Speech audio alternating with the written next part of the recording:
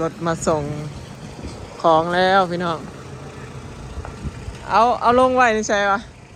เอาลงไว้นี่ก็ได้ครับเฮ้ยเอาลงไว้ใช่นี่ป่ะ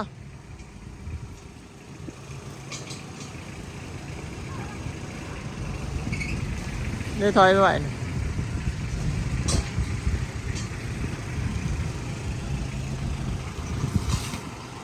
อันนี้เดี๋ยวโบหูมันจักแมสพี่น้องเล็กไมเมตรโบได้ซื้อมาแบบซานตะข่ายเด้อพี่น้องซื้อแบบสำเร็จรูปมาเลย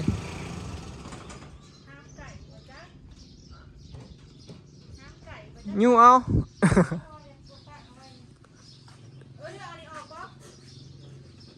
เออน้ำเตรียมออกสั่งเล็กกับปูนพี่น้องเล็กไม้เมกกับเล็กเส้นมาเทคานสี่อันเทพื้นเพื่อชิว่าได้อันนี้แพงเลยได้ขึ้นแล้วเป็นยันเมียขาในข่าวขึ้นคอยนะย่านเมียขาคอยนะบริย่านขาเมียวัวสิขาเมียสิขาพวกก่อนพี่น้องเล็กก็เอาลงไว้นี่ก็ได้ครับนี่เอาไว้ในแคมมันแหละมีเงินสร้างมังกรข้าวสองเนาะปูนก็ขึ้นราคาพี่น้องขึ้น20 บาทต่อสอบละ140 บาทขาดน้ำมันแพงหลายเพราะใครตะเคียนเฮือนแล้วเลยถ้าเป็นเฮือนหมดแล้วนี่เว้นแล้วปูนแดงนี่สอบ140ปูนเขียว130เนาะอยู่ในบ้านมันขึ้นเนาะไว้ในขานี่ครับเอาไว้บนนี้นะเล็กไม้เมตรนะเอามาอ่านม้วนเดียวก่อนพี่น้องเพราะว่ามันยังบ่ฮู้ว่ามันยาวจักแมตรนะบ่ฮู้ว่ามันยาวจักแมตรเราบ่มั่นใจก็เลยเอามาเส้นหนึ่งก่อนคันฮู้ยังว่ายันชื่อมาแล้วมันเหลือนี่กับเล็กปอกอ้อยเนาะฮะ650อันนี้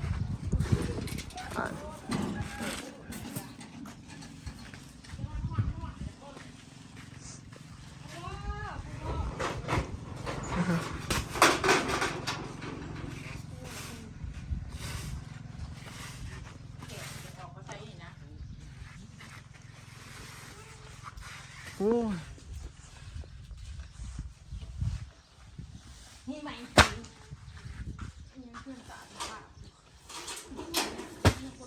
สอบพี่น้องบอกว่าก็สลอยสิเทพื้นนี่เลยเนาะมื้ออื่นสั่งสิมาเฮ็ดให้สิมีเทคานเนาะเทคานแล้วก็วางตะข่ายเฮ็ดครบพี่น้องบ่ได้เทคานอย่างเดียว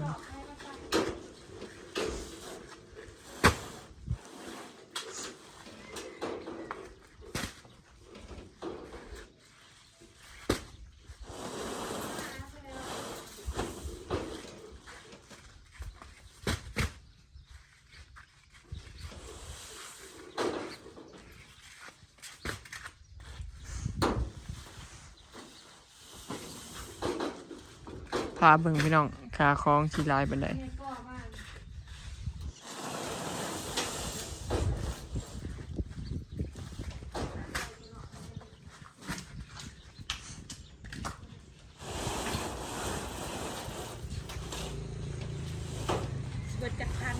ชีวิตจักพัน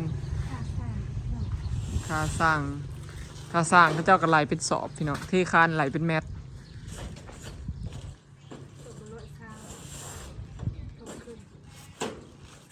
สำกันกับฝาปูนกับสอบละ140ห้าก็ขึ้นนะแต่ว่าค่าสร้างนะสอบละ120เงิน200,000ค่าสั่ง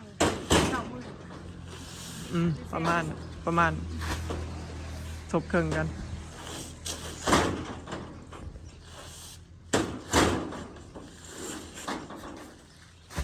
เล็กอันชื่อตื่มบอกแม่นชื่อตื่มอีกน้อยหนึ่งใช่ทำมีไม่หันได้จานก็มีแหละบ่แม่นอันหน่อยมาจ้ะคือบอกว่าซื้อน้อยเดียวนะเล็กปอกอ้อย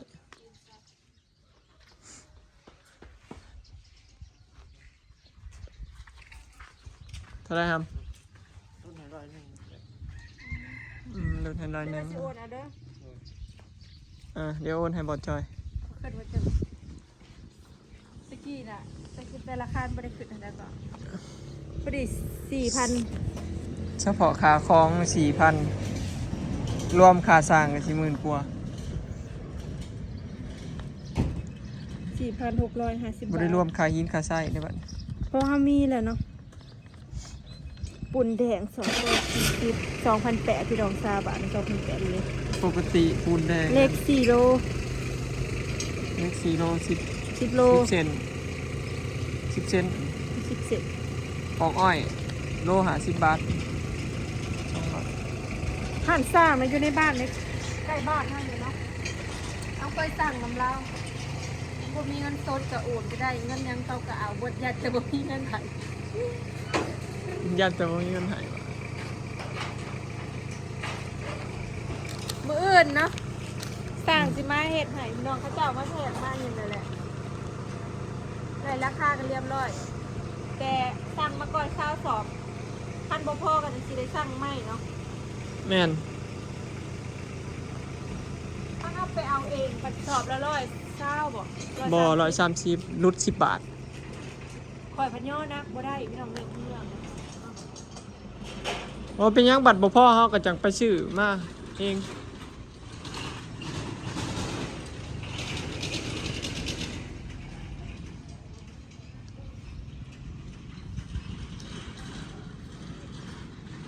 นับมึงดูครบบ่20 สอบ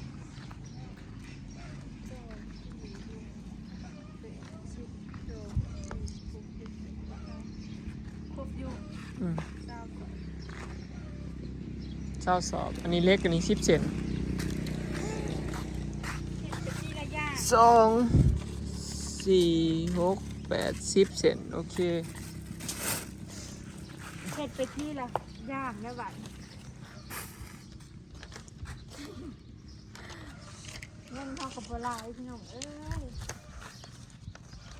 อันนี้มันจะไว้แต่งน้ำลัง แม่น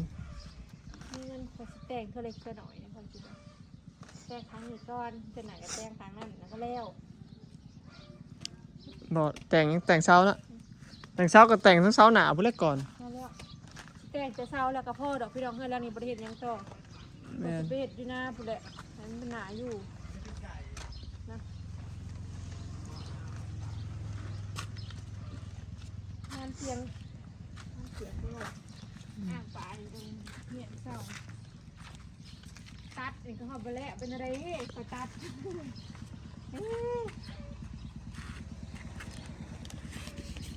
ตัดต้นไม้บุเป็ดพี่น้องได้แต่แต่งทำนี่แหละ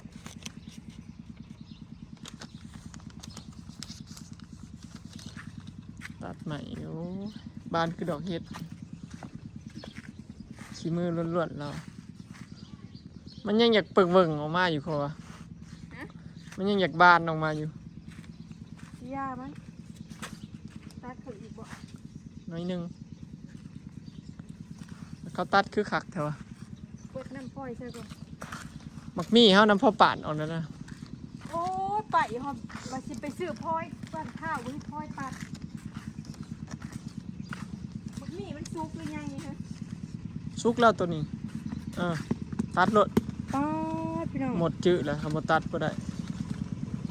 พอตัดแต่เฮิงแล้ว ใกล้แล้วอีกมือ2 มือตัวนั้นเป็นตัด เอามาลาบปลูกแกพี่น้องเนี่ยทำไมเพิ่นมาอยู่แต่ข้าวตะกี้เนาะคือสิแม่นได้หลายปีแล้วได้ อำลาบ่แม่นอีเมทัลบ่ เอามาลาบปลูกเป็นแถวครัว อ๋อ ตั้งแต่เรามาอยู่คือเคยเงียนเมื่อแม่น8-9 ปีแล้วบ่พี่น้อง นั่นไปกินนกมีนี่ เพราะว่ามันบ่งามเด้ทำแบบงามครัวมันก็สิเป็นไว้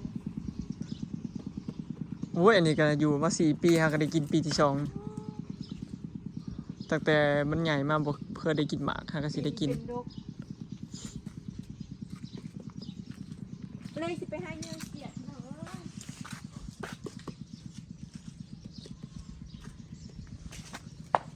เพิ่ พิ่นเอาหนวดฤาษีมาใส่นี่มันตายเลย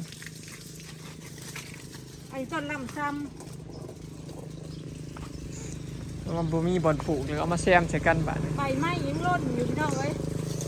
โอ้โหปวดเศร้าแรงร่นปวดแรงเศร้าร่นสร้างมาใส่ไฟกับโบเห็นมาเลยแล้วมีพื้นมีไฟเลยต้องซื้อมาหมด ลักเสาไฟก็ขาใส่สายเดียวไว้เกเรอยู่ถ้าสร้างกันยากเวียก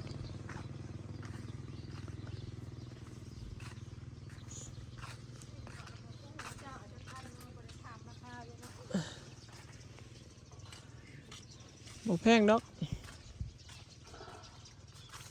ก็คือบ่อยละเทขึ้นเทิงปุ๋ย เท่แล้วมันหยวมเนาะ บ่แม่น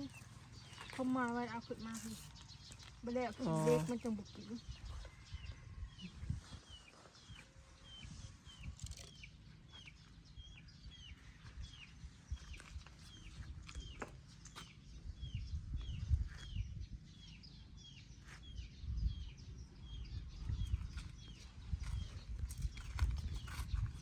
ใบไม้ปวดโพไม่จะปวด ถ้าเบิ่งพี่น้องว่าสีเบิดไลายเป็นไดเนาะในการเทพื้นเพื่อนหลังนี้5 เมตรพี่น้องห้องความมันกว้าง5 เมตรเนาะยาวนี่8 เมตรเนาะแต่หน้าบ้านนี่ไปหอร้อนพุ่นน่ะ8 เมตรความกว้างหาโอ้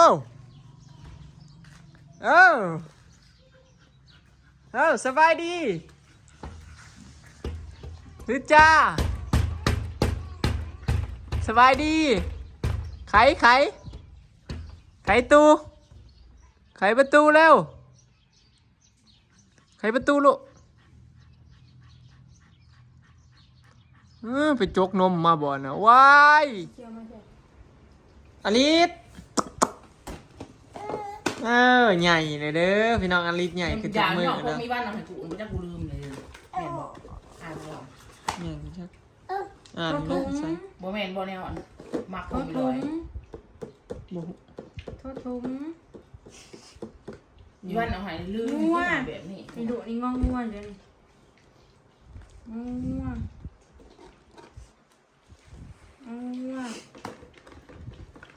นี่งอง่วน เป็นสาวเลยเด้ลิส อ่านมันจะโตซอกโตเลยกระจือเลยรีบสระทะลุเนาะนกนี่นก นก นก นี่ใช่นกใช่นกแนมหา เดนกชื่อสินกนกเอ้า สาวหน่อยสาวเสือเหลืองเปื้อนเบัดกิน ชะก็ได้สะได้คุณมันสิมุน อย่าเหยียบอย่าทำลายคลองติล่ะ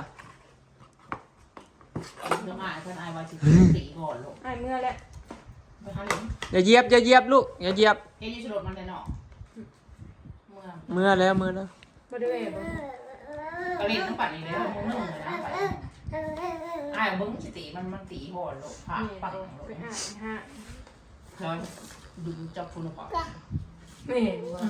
อ่านก็ให้หมากอะไรนี่ยาเจอหมากปิ้งป้องไม่หน่อย ไอ้เขียนมันจะเข้ามือ หรอ จะมาเขียนน้องตีเขาจัง แล้วเบิ้งสิตีมันก่อนคนเลยใส่ก่อนได้ค่ะสิตีมันนะมันแน่ป่านะคะว่าสิเขาว่าสิตีเนี่ยมันใส่ก่อนทำอะไรมันมันปังก่อน เรียกอ้ายเด้อ เพ่อะไร จิไปเห็ดจะได้อ้ายเดี๋ยวไปซ้อนน้องเองอ้ายก็ซ้อนเอาอยู่ จับ มาเงียบอ่านหนังสือมาเลย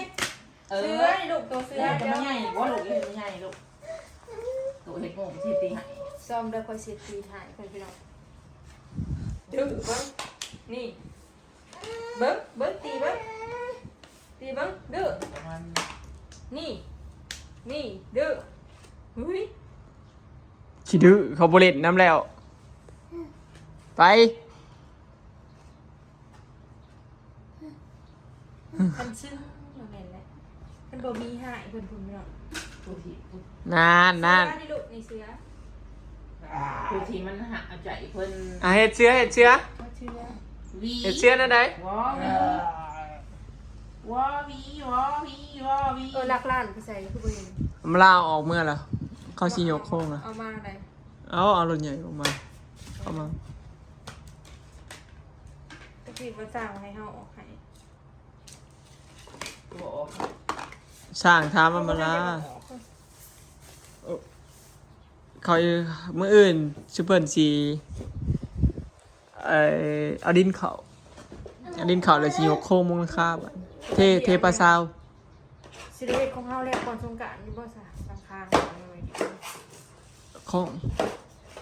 โอ้ยลูกถามเขาอยู่ อะ ถามเขาอยู่บ่ หน้าที่พุ่นแหละประมาณนั้นแหละใกล้พุ่นแหละ เดี๋ยวสงกรานต์แล้วว่า บ่ ทอทง เพิ่นเขาเฮ็ดแทงน้ำ ทอทงทอทง แทงน้ำก็มีแต่เห็ดข้านขึ้นซื่อๆเห็ดแล้วก็ก่อของน้ำซื่อ ยังบ่ได้ใส่แทง ล้อหลา ๆแทงเขาให้ใส่เองซื้อเอง หลา ไปหาสาวไฟไปหา โอเคเนาะพี่น้องคลิปนี้ก็สิขอเก็บภาพบรรยากาศสำนี้เด้อเนาะพี่น้องมื้ออื่นเนาะสร้างสิมาเทพื้นให้เนาะไปแล้วสบายดีถ้าเบิ่งจักมื้อสิแล้วอีกพี่น้อง อย่างนึง